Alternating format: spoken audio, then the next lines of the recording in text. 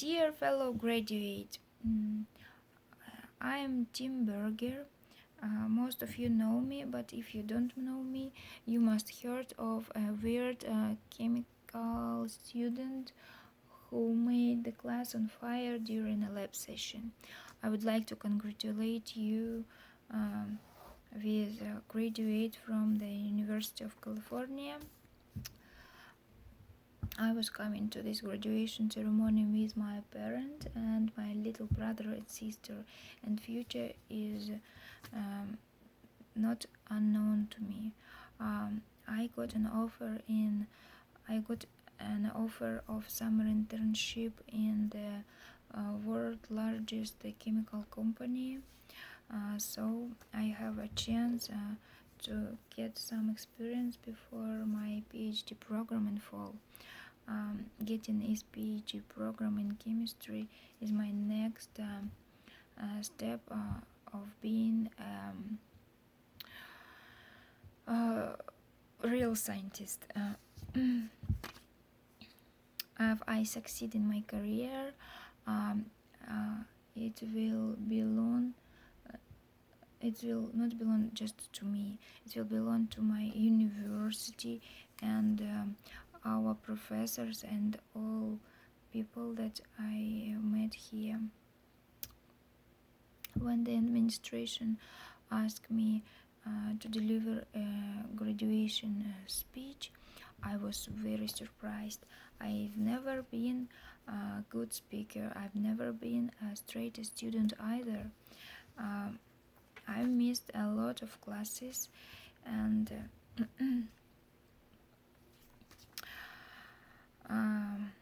I slacked off in some of my courses, and I fell behind. Then I really struggled to catch up with my studies. It helped me. I decided to stop partying and take some private classes, so it helped me, and I managed to keep up with my coursework. Later, I was on the edge of being expelled. Um, I made a tiny mistake in calculation, so my experience didn't go so well, and the big explosion made a huge hole in the wall. Um, and made to lose my and I lost my eyebrows. Now they go back, but I was told off by a department supervisor for being troublemaker, and I was criticized in a newspaper for making other students' lives in danger. I'm sure I still live with my parents, so I'm sure I had been grounded for 5 years yourself. Then I've lost interest for a chemical experiment, not for a long time.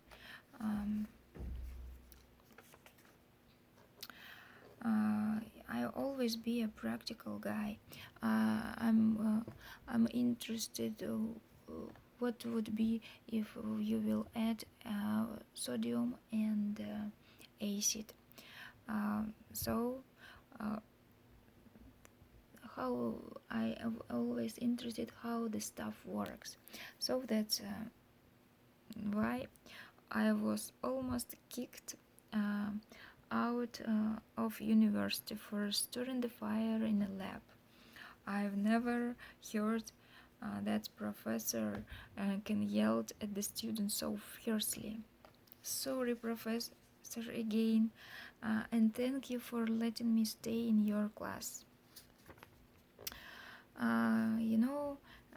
Taking exams and tests wasn't easy to me. But however, I passed all of my Ah, taking exams and tests wasn't the enjoyable part of learning process for me. But however, I passed all of my exams. Uh, I really hadn't a lot of time to prepare for tests, but I did. My academic performance wasn't been so good, uh, and but I, given all that, but given all that, I was chosen to speech today. Um, because a guy that was chosen to be a speaker broke his leg and he couldn't go to this ceremony. They told me yesterday, so I had to improvise as usual without much preparation. Uh, I'm very grateful for this university, and this it must be these several years will be always in the in will always have a place in my heart. Um, my teenage years didn't go so well. I attended several different elementary, middle, and high schools. Um, when I started school, I was shy, and I didn't well in class and got above each grade. But I was good at math, and I was automatically considered a nerd. Um, I was bullied because I wore glasses. I skipped school because I just wanted to stay at home and read book about science. Um, I even didn't go to my school prom because I didn't have a date. Um, I couldn't wait my next stage of my education to get enrolled in university. When I finished, so I finished school without honors and without regrets. Um, when I got a place at the university in California, I was so excited, but my parents couldn't afford to pay tuition full, so I got a grant from a government supporting talented applicants. Um, uh, at first, I was enrolled at the department physics, but then I realized that chemistry is my passion. Mm. So I dropped out of physics and dropped in on a chemistry class instead. Now I've defended my thesis and got my master's degree.